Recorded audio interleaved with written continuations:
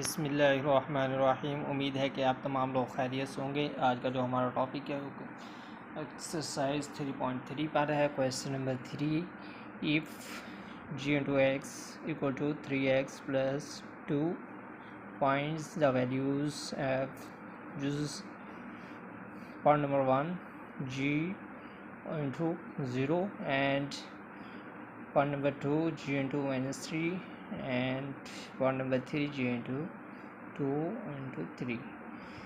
इसका मतलब ये हुआ कि हमारे पास एक फंक्शन दिया गया है जी एक्स का, वो हमारे पास है 3x प्लस 2 है। तो आपने क्या करना है, इसमें जस्ट वो कह रहे हैं कि x की वैल्यू अगर हम 0 दर्ज कर दें तो हमें क्या मिल जाएगा। इसके बाद अगर -3 दर्ज करते हैं तो क्या मिलता है। तो जुज़ नंबर 1 की तरफ चलते हैं। हमने x की कीमत जो है वो पुट कर दी 0। अब इसके बाद x की जगह हमने क्या दर्ज कर देना है, 0, तो 0 दर्ज किया प्लस 2 है, तो 3 को multiplication bye 0, 0 plus 2 is equal to 2. So given this answer of this question and the other जुज है आप हमें दिया गया वो है। अब x की जगह हमने क्या दर्ज करना है जी, -3।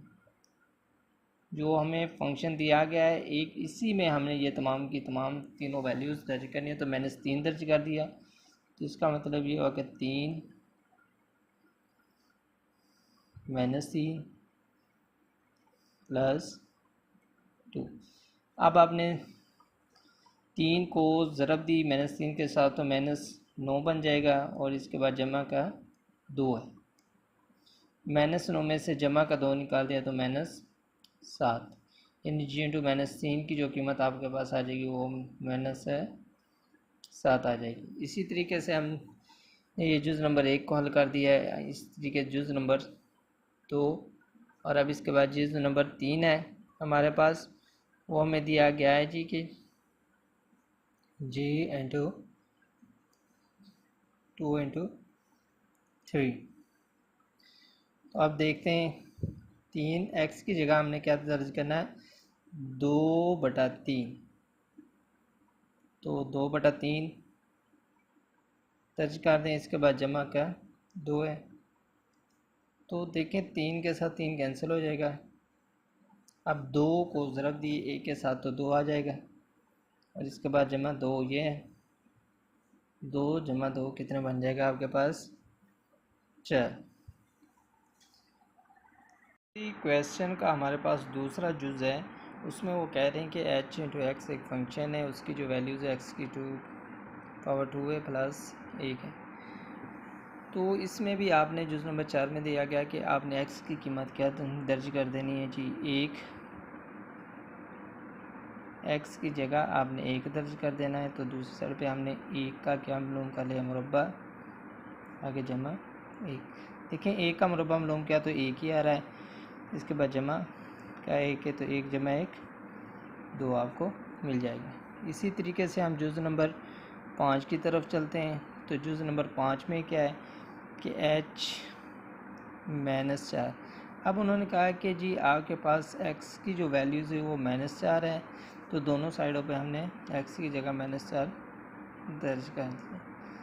तो देखें जब मुरब्बा होता है तो माइनस की जो वैल्यूज़ होती है वो जमा में तब्दील हो जाती हैं, यानी इसका मतलब ये होता है कि माइनस को माइनस के साथ ज़रब दिया तो फिर भी जमा ही आ जाता है। तो 4 4 16 आ जाएगा और इसके बाद जमा 1, यानी कि हमारे पास जो वैल्यूज़ आ रही है -4 की वो हमारे पास 17 आ रही। इसी के साथ जुज़ नंबर हम 6 की तरफ चलते हैं।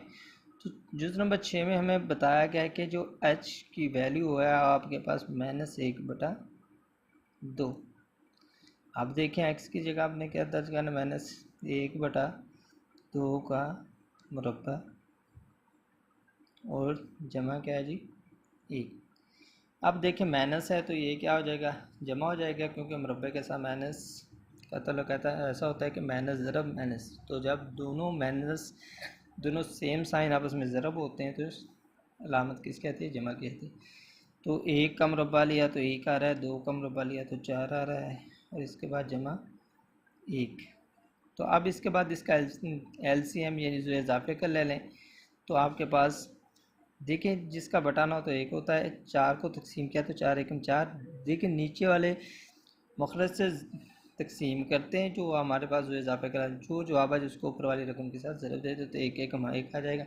1 को 4 के साथ तकसीम किया तो 4 आ जाता है, तो 4 एकम 4। इसका मतलब ये हुआ कि हमारे पास 5/4 ये वैल्यूज़ हमें मिल जाएगी H - 1/2 की।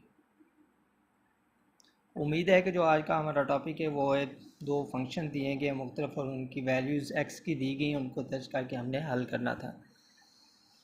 शुक्रिया आपका वीडियो देखने का।